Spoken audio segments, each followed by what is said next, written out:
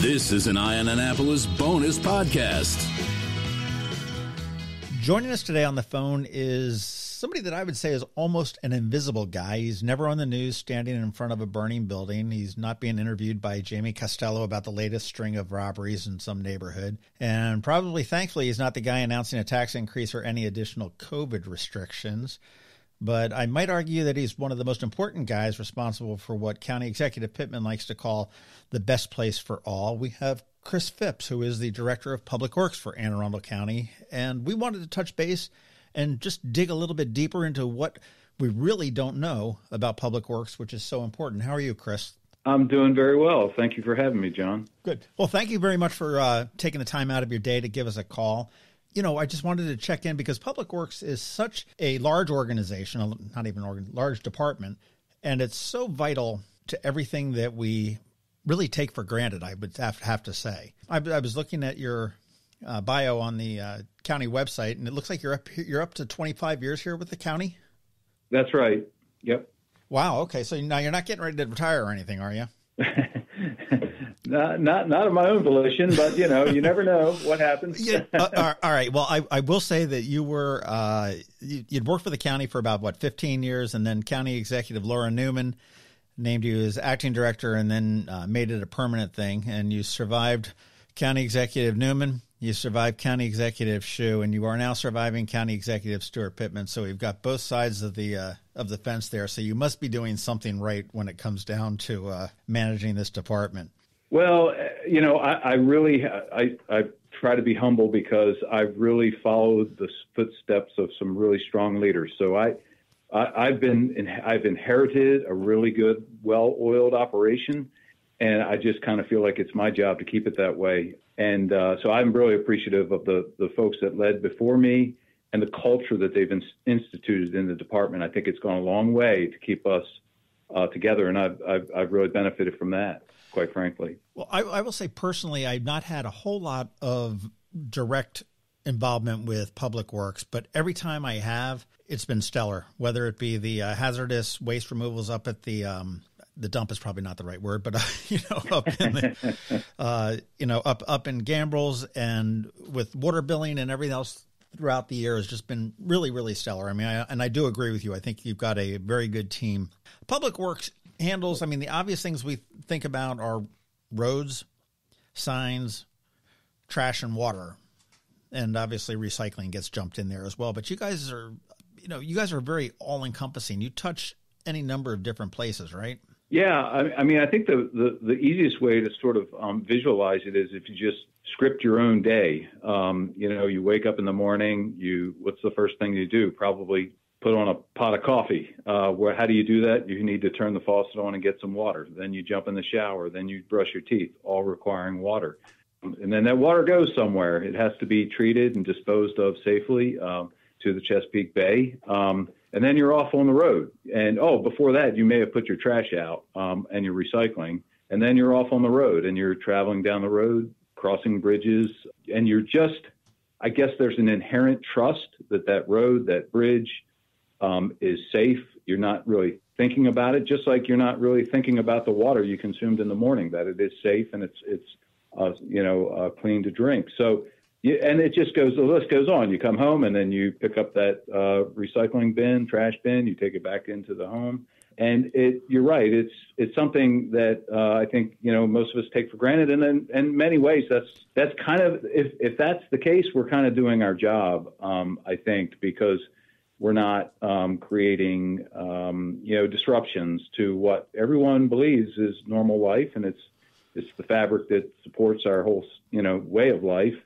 And we don't have to think about it. But I kind of look at it like some people call us the unseen army. I see it more like if you picture a dark sky night and you don't see the stars until you look closely. And then you see the sky is illuminated with countless stars. And it's kind of like that. If you stop and think about it and visualize what's going on around you, I think then our presence becomes more known. That's a great analogy. Yeah. And also I look at it, oftentimes, God bless the first responders. They are out there, battling crime and fires and all kinds of things that could threaten our society. But I often think of us as the pre-first responders, because if the roads aren't clear and the bridges aren't safe and the water's not there for putting out fires or suppressing fires, they can't do their job. So, and if you think of snow services, in the wintertime, clearing the roads of winter weather, again, and the first responder without the pre-first responders. So kind of look at it that way too, which is sort of that out of sight, out of mind, getting the job done, so that those who are more visible, and you certainly can hear the ambulances and fire trucks coming at you down the road, they can do their job. Exactly what it is. You just don't realize what it is. And I think that analogy you made with the stars is fantastic, because, as you said, I get up and I take my shower, I brush my teeth, my daughter lives actually in North Carolina, and they had a bridge that just collapsed on a news crew the other week. They were just sitting there reporting about some flooding, and it took out the bridge. And again, you take that for granted, that I'm able to drive on the road, and the bridge is not going to fall down, and the traffic lights are going to work for the most part. And it's invisible to most people, but it's critical to everybody else. And you guys have won a lot of awards, though, too, over the years as well.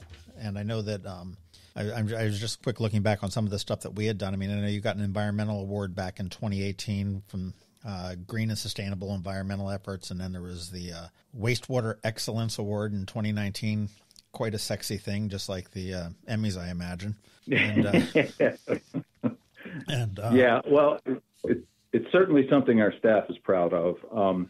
It may not translate well into the normal public, but to us it means a lot, because it's how we rank among our peers, and I think we do extremely well. And I was chuckling with the staff here. One of my leading notes was going to be, "Hey, we're not perfect here at Public Works, but we strive for perfection every day."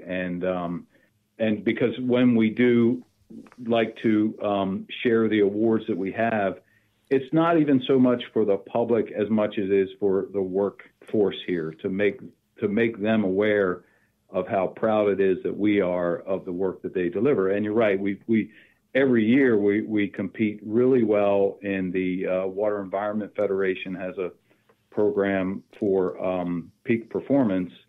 And just this past year, our wastewater plants, we achieved silver performance for our Cox Creek facility, which is if you have 5 or less exceptions in a year. We had gold for Annapolis, Broadneck, and Patuxent water reclamation facilities, and that's no exceptions for the year. And we got Broadwater and Maryland City. In this case, Broadwater's had 28 years of perfect compliance, and Maryland City's had 12 years running perfect compliance. So they get a platinum award. And it's really, we're one of the few in the nation that achieve that level of performance across the board. We were also recognized that with the water program, that as a water of the utility of the future now is what they call it. And that's for the levels of innovation, performance, reliability, the culture we've instilled in our staff, focus and delivery of service we provide. And they've recognized us in that just this year. And also, we've been really competitive. MDE has a Clean Water Commerce Act. It's a grant program. It's really a competitive grant program, $10 million a year that's paid. The funds come from the Bay Restoration Fund, and it's to stimulate innovative alternative means of and cost-effective means. Really, that's the biggest criteria they use in selecting the awardees is the cost of a pound of nitrogen removed. And we've won the last 2 years $18 million that we'll be able to expend over the next 7 years to basically to support our utility operation, which is really leading the state in terms of nutrient reductions that are delivered to the Bay. We're by far below our permit and really setting records as far as the state's concerned as it relates to that. And to the extent that we're doing that, we're getting paid for it, $18 million to support those activities. So there's just a lot that we could go on and on about how, I think we're being recognized and rewarded financially for these types of achievements. Well, congratulations to you and your team on that one. My gosh, because Anne Arundel County is we're so water centric.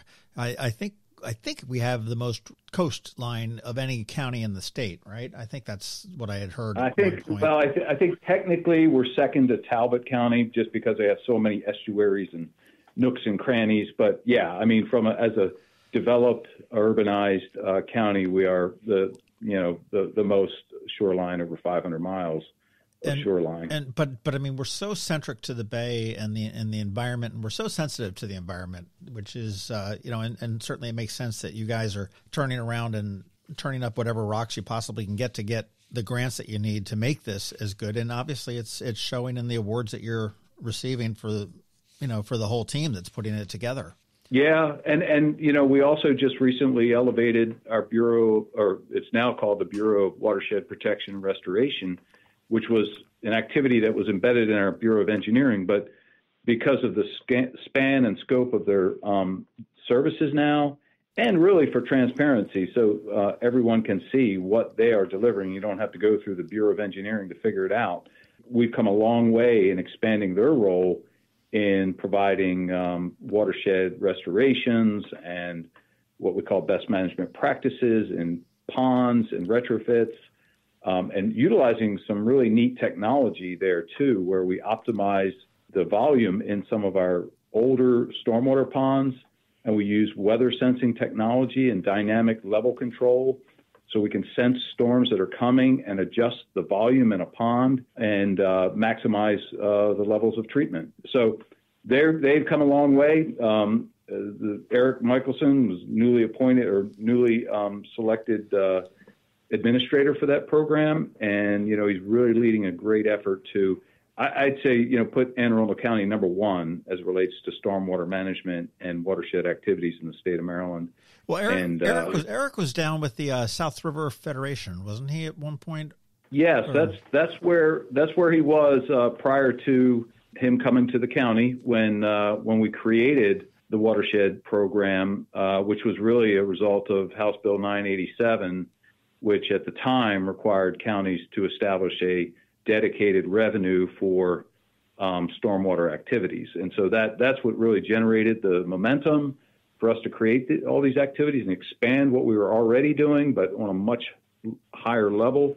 And it's really grown and matured, and we're just really excited about the kinds of things that we're doing to meet our permit obligations and go and beyond. In fact, just yesterday, our previous permit will be expiring, and MDE is now publicly advertising our coming permit. It's a 5-year permit that we're obligated to meet, and we had a public hearing last night on it. And some of the very vested stakeholders like Chesapeake Bay Foundation, Arundel Rivers Federation, they were in on the call providing some commentary. But we're anxious and excited to get going on our next permit, which is really driven around impervious area treatment. So the county, if you go back, we have 30,000 acres of impervious area that's untreated. And we've historically had a requirement to reduce 20% of that impervious area, provide stormwater treatment to that. So that's last permit cycle is 6,000 acres. This time around, the state realized, all the counties in the state that was just a Herculean requirement that really couldn't be met within the 5-year time frame. So they've changed it to 10%. Actually, for us, they're making it 12% because they know we can do better. Right. I find that interesting how our permit is actually has a higher threshold. And it's because I guess it fits in the age-old adage of no good deed goes unpunished. Exactly what I was thinking. Yeah. So, but we're happy to oblige because all of this goes towards meeting the state's bay pollution diet. What we call the TMDL, total maximum daily load. So it's our contribution to that. We're just going to be regulated to meet it, and so it does put a lot of pressure on us to. Make sure that we're not backsliding, make sure that we're being as efficient and effective as possible in delivering these these enhancements, these stream restorations and whatnot, and we're gaming up to do so. That's what we're doing. This is I guess making up for the sins of the past. If you go back 30, 40, 50 years ago, and much of the county was developed in that time. If you think of the post-World War II, if you look at the growth rates of the county, they were booming after World War II. And much of that development occurred in an era where there was no stormwater management requirement. So we're really going back in and retrofitting a lot of those communities or the impervious area from those communities that were never outfitted, equipped with stormwater management. So whereas today, a new subdivision is required to provide stormwater management to a level, what we call pre-existing forested condition. That's how much stormwater management is required on new development. So we're really going back and kind of, reversing some of those sins of the past. We didn't know at the time. I shouldn't call them sins of the past. I mean, we didn't have the knowledge back then that 50, 60, 70 years down the road, we'd be faced with such a challenge with the water quality in the bay. Sure. And it's been such a tough time to get out of that hole that we've dug over the years as well. I mean, you see the Bay report card coming out every year, and it's, it fluctuates, but it's never really what it was, as you said, 40 or 50 years ago, as this all started to do. I'd like to switch tracks a little bit here. And you'd mentioned earlier that you think of yourselves as sort of like the pre-first responders, but regardless of what's happening in the world, and I'm talking about COVID here at this point, everything that you need to do has to go on. There's, you don't have the luxury of putting your trash guys from working at home. You have no luxury of having the guys that are running the water plants and making sure that the water is flowing and the sewage is flowing the other way, all working right. You guys are not wearing guns or stethoscopes, and you may not have sirens on your trucks, but you definitely are essential frontline workers in what seemingly is a never-ending COVID situation. But how are you guys keeping your employees safe? I mean, obviously, I'm assuming that those that can work from home are. How are you keeping the guys that are actually out there on the front line? And I say guys, I mean guys and girls. Sure, of course. Well, it varies by work unit, and certainly, the office workers who have the ability to telework, have the technology to telework, and the nature of their work itself lends itself to that. We are teleworking to the extent we possibly can.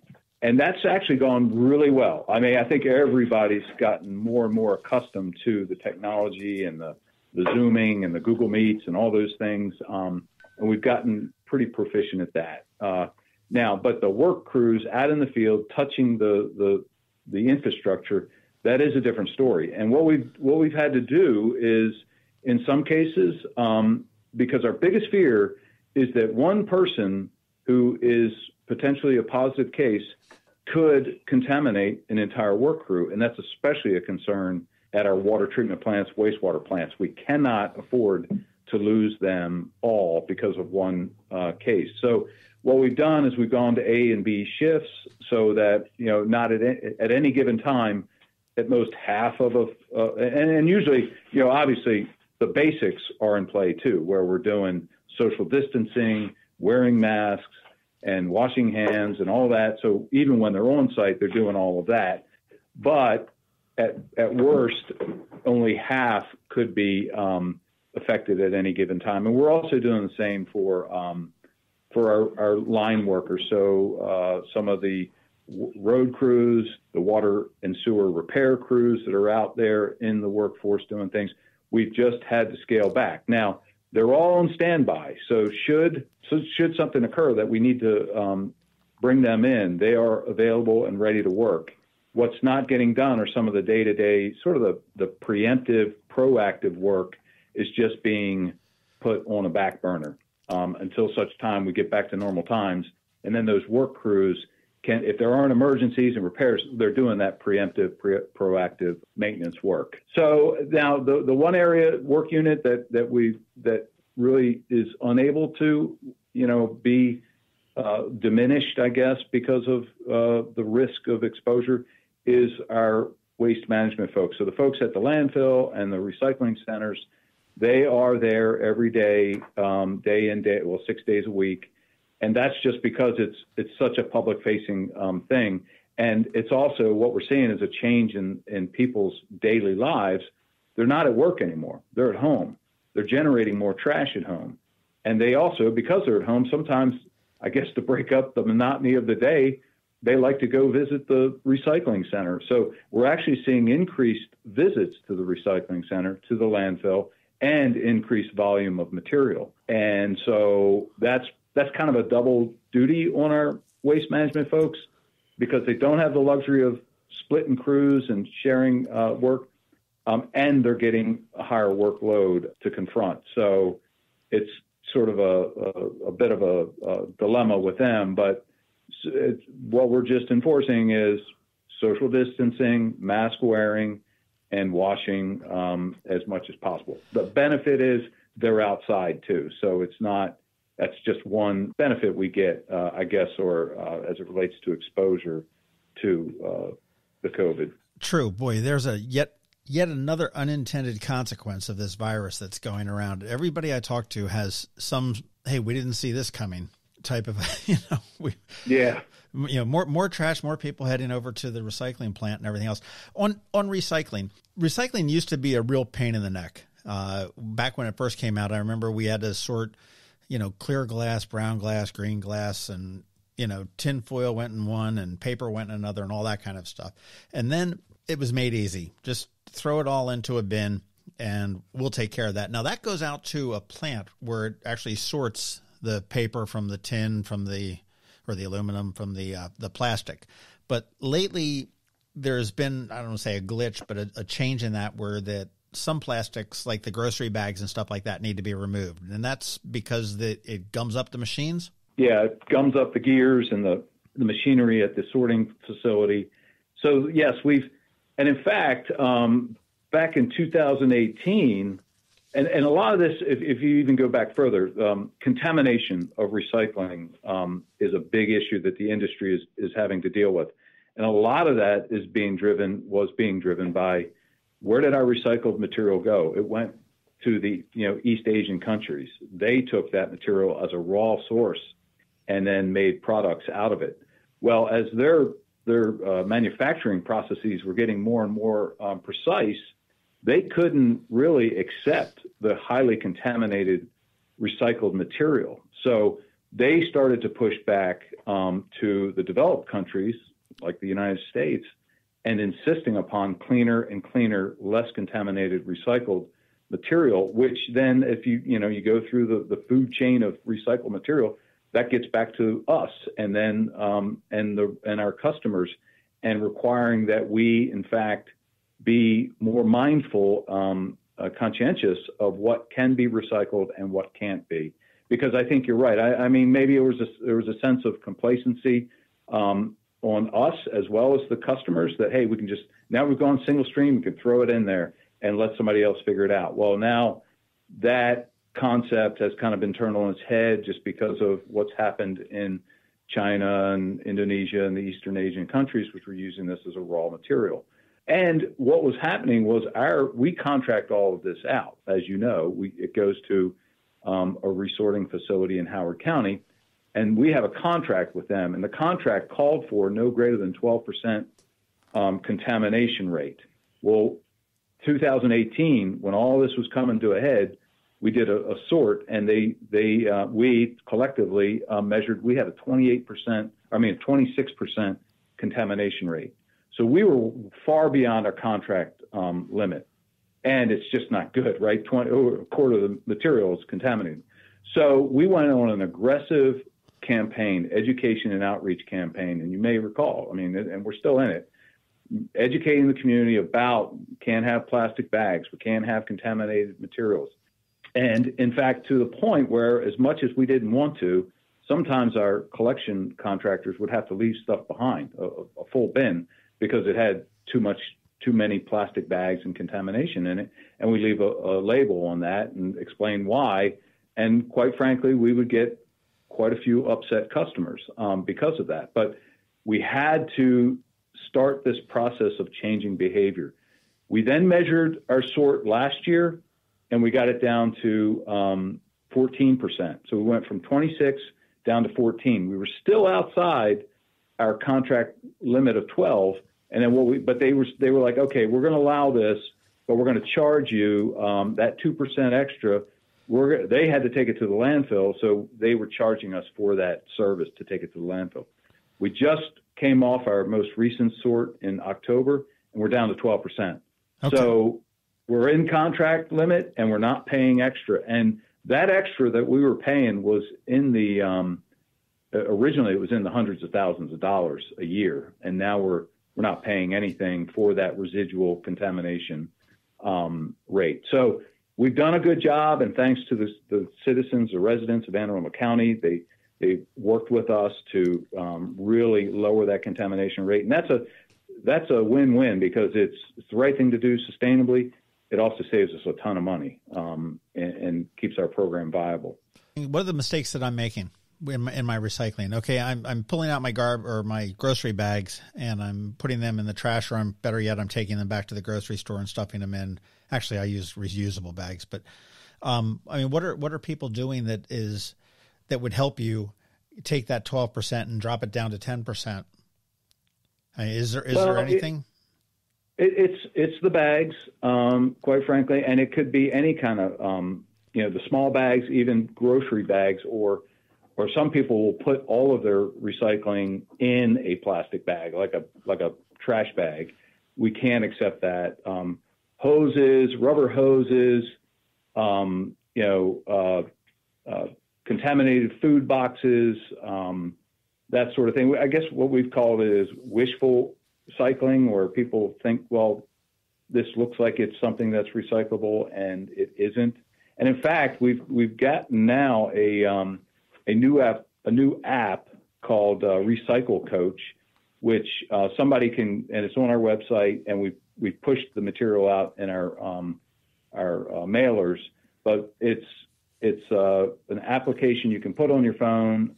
You can ask questions. I guess it's Siri or somebody. You ask the question, "Is this recyclable?" And the app is very customized to our program, and she will tell you, or he will tell you, whether it is or not. You can also just do it online. Just type in a question, type in a product, and it will tell you whether it is recyclable or not. Oh, that's really helpful.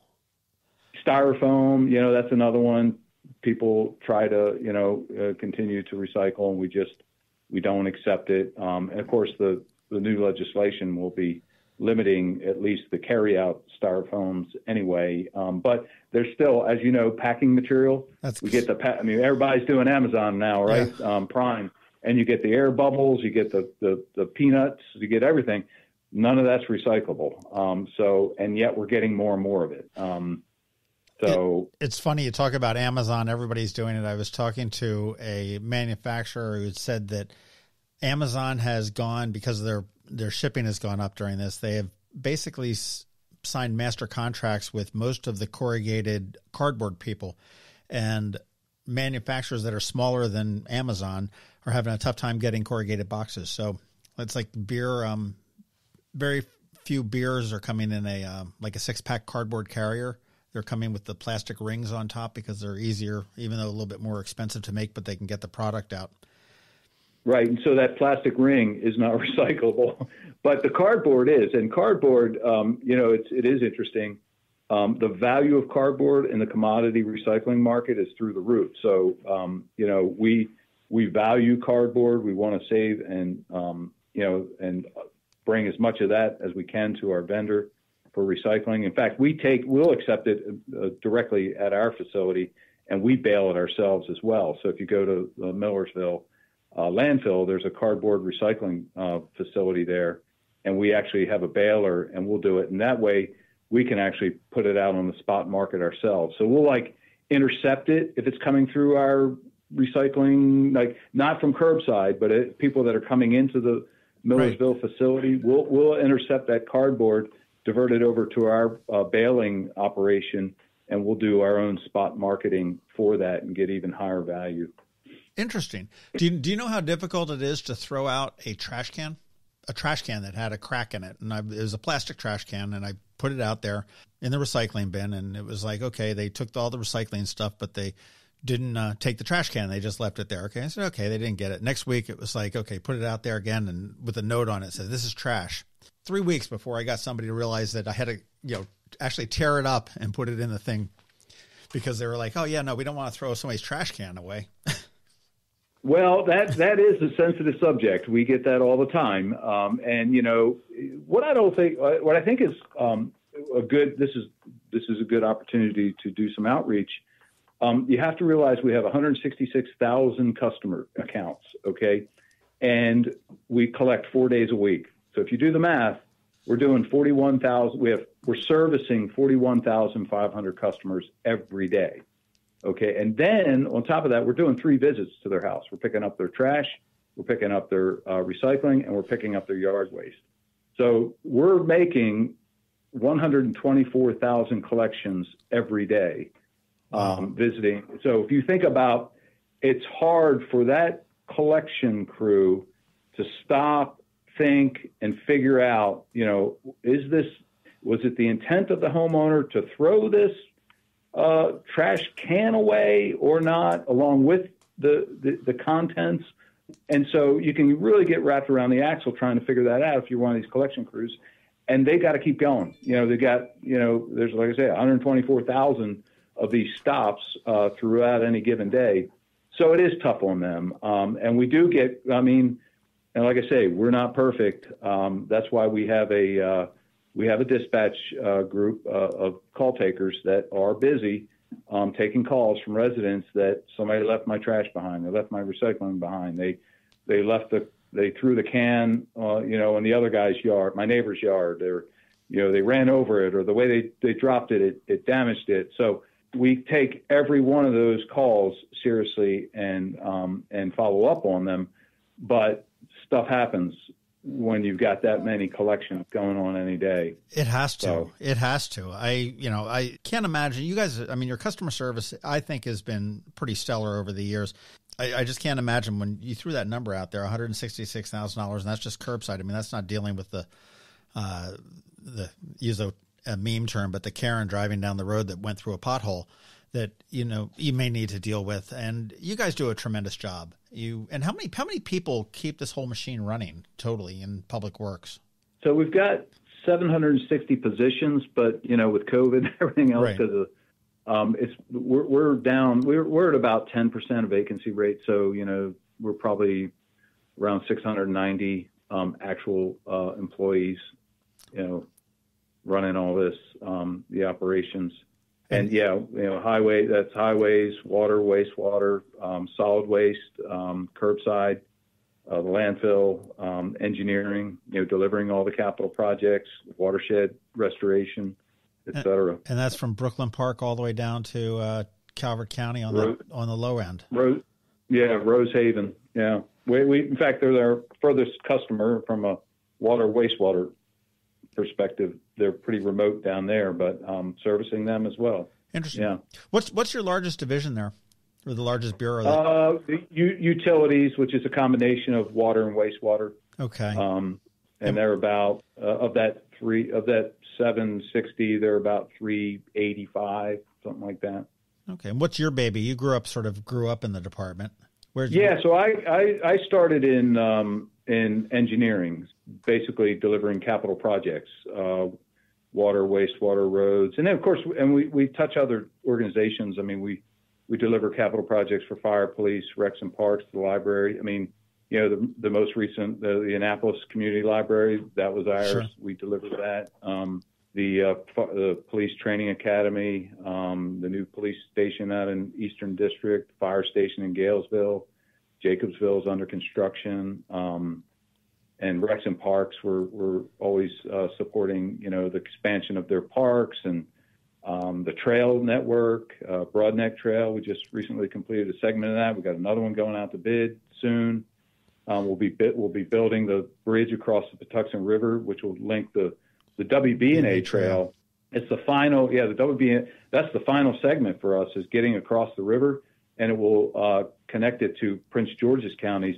It's all part of that East Coast Greenway which is like over 2,000 miles, stretching from Maine to Florida. But that is a critical link right there, that final link. And that's going to be going to bid sometime probably early spring. And so I mean, the list goes on in terms of the capital projects that we deliver. Fantastic. Well, I'll tell you, what else don't we know as we wrap up? What don't we know about? What would be something like, I had no idea they did that? Well, I think, some of the best kept secrets are, the technologies that we rely on to deliver services, and really, where this county is maturing, right? So we have limited resources, yet we do continue to grow. So the demands on our infrastructure are increasing, and yet we're not, because we're kind of in a built environment, it's hard to build new capacity. So a lot of our focus is on how do we extract the remaining capacity in the infrastructure we have, so that we're not building and expanding brick and mortar expansion. I mean, we're going to have to do some of that, but how do we do better with the capacity we have? So we've got adaptive control systems that are integrated into our traffic signal network. So we, believe it or not, Riva Road, Forest Drive, they are what we call adaptive management. So the signal technology will adapt to the traffic that it's observing at the time and adjust it in a synchronized way. So they're not preset at, every 30 seconds or every 60 seconds. They're constantly changing based on the traffic they're measuring, the technology. So, and we're expanding that.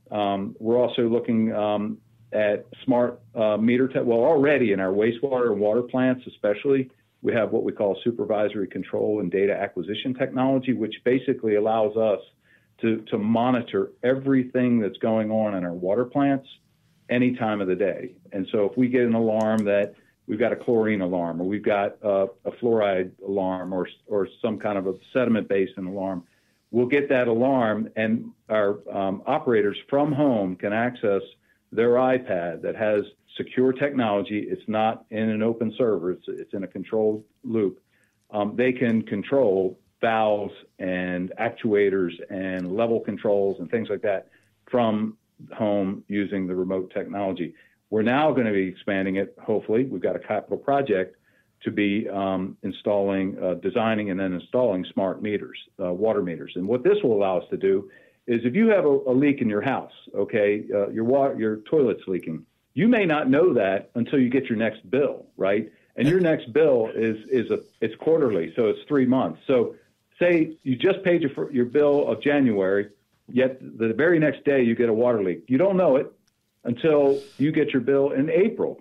And then you really know it. Then you really know it, and you may not get it until April 15th. So it's measuring what you had for the 3 months, then you don't get the bill for another 2 weeks, and all of a sudden you get shocked and what's going on? With smart meters, we'll know what the typical customer's pattern, and I'm not saying this is any kind of this isn't big government or anything, but residential, commercial have certain use patterns, and if the system sees something that's out of range, it'll send an alarm to us and to the customer that, hey, something unusual is going on in your usage pattern, and it would alert you immediately of what might be an on-property leak. Okay. And then that would allow you to immediately address it. We would immediately know, and we could work to get it fixed. So that would save. That just saves water. It also saves money for the customer. Oh, without it, I mean, so it could be something like, I'm filling up my pool. That makes sense. To no, I've never done anything, and I better get my toilets checked. Exactly, and that's the kind of thing that helps us to confirm and verify because we say, hey, when somebody calls about their high bill, and we say, well, it looks like between this day and that day you had a lot of usage, and we can even compute how many gallons it was. Do you have a pool? Oh, yeah, I do. Well, were you filling it around that? Yes, I was. Okay. And then they can apply for a pool credit, which means they don't get billed for the sewer usage, just the water usage. Okay. So it allows us all to make smarter decisions and confirm things, anomalies that now can be explained. With quarterly billing, it's kind of a shot in the dark. trying to figure these things out. True. Well, I guess so it's technology. It's technology, I think, that we're embracing more and more to make better decisions, smarter decisions, and be more responsive. I guess gone are the days of the cams and the contacts and the signal controllers and the wastewater operator doing tests every hour to make sure everything's gone, which is fantastic. And that also gets to another issue, which is workforce succession. How do we, our workforce, our workplace is changing. Our baby boomers are retiring, and the workplace demands are changing, and it's becoming much more technology driven. Where am I finding my next operators to run these plants that are mechanically inclined, but also technology inclined? And it's tough because I'm competing with the Googles and the Amazons and all the big tech companies, and that's going to be one of our big challenges I see heading into the future is workforce succession. You need to get like napping pods. Right. But it's hard to give that when you say, oh, you're going to be working at a wastewater plant and, pulling wastewater samples and dealing with biosolids and sludge. And, we try to make it as sexy as we can, but you can only go so far with that. Well, I'll tell you, as we wrap it up, first of all, congratulations on all that you've done. It's fascinating that how the technology has really impacted this and where it's looking to do. And it's obvious that the county is really on the leading edge of being green, being environmentally friendly, both through the water as well as the recycling programs. And, with 25 years, but you specifically in this position through 3 administrations, you're doing a hell of a job. It's not easy with 700 people and 166,000 curbside customers breathing down your neck. I don't envy you at all. Well, but to get information about what you all do, aacounty.org, and then surf over to Public Works. Best way. That's the best way. And you can also, we have the C-Click Fix app that's out there. So if you see a pothole or what appears to be some kind of environmental condition that looks questionable, whatever, traffic signals out, C-Click Fix is one way to go. And then if it's real emergency, we have 410-222-8400. That's an around-the-clock, 24/7 dispatch center for any infrastructure-related issue that a customer may encounter. And you can call it during the day, too. But it is weekends and overnight as well. These things happen when we're asleep, right? Things break when we're not ready for it. But yeah, so in Facebook, Twitter, Instagram, LinkedIn, we've got a presence in all these portals. And one thing I also want to mention is we have initiated a sort of an outreach campaign to do better connecting with the public about what we do and them understanding what we do and who to contact, how to contact us. And that's we've developed a DPW and You campaign. And then you can go to DPW, all one word, DPWandYOU.com. And there's a lot of that's a way to contact us and get more information on our services. And we've learned a lot because we've gone through some surveys using the community college to figure out where are we lacking, where can we do better? Everything, but what should be our areas of focus? And so it's helping us to sort of target our ability to do better and meet the. That's fantastic. I guess the only thing we need now is your home address in case we really have an issue. Yeah. But well, you are a resident of the county. You've been in the county for many years, right? That's right. Yes. Yeah. So that's great. Well, I'll tell you, Chris Phipps, the Director of Public Works for Anne Arundel County, great insight. And I'll make sure that we get all links to all of these, the apps, the Recycle Coach, the C-Fix or the C-Click Fix, and DPW and You, as well as the main county website and the phone numbers down in the show notes for people that are listening. If you are one of the 166,000 customers of Anne Arundel County, cut these guys some breaks. They're busting their chops out on the road every single day. And I've followed trash trucks and I've just watched these guys hustle, and I don't envy them. I am impressed by them. The hustle and everybody does care. Everybody does make a mistake. If you're perfect, then go for it. But nobody's perfect. We all do make mistakes. And certainly in this time of COVID, I think that's something we all probably ought to think a little bit about. I heard Dr. Kalanaram from the health department saying that a lot of his COVID inspectors are getting harassed and threatened and everything else, which is just unacceptable. Everybody is trying to do their best, do their job. And you guys have done a hell of a job with it. Well, I appreciate that. And I hope, we continue to do that. And hopefully the citizens recognize that as well. And, we're here to serve everyone. And we take every complaint seriously, and we accept all congratulations as well. So we're here, and we're not leaving, and we're here to serve. Fantastic. Chris Phipps, Director of Public Works for Anne Arundel County. Thank you very much. Thank you, John. Take care. This has been a bonus podcast from Ion Annapolis. Please visit us at ionannapolis.net. Follow us on Facebook at All Annapolis and on Twitter at Ion Annapolis. And if you haven't subscribed to the Daily News Brief podcast, go for it. And all of your local news will be delivered to your phone, tablet, or smart device by 6 a.m. every Monday through Friday.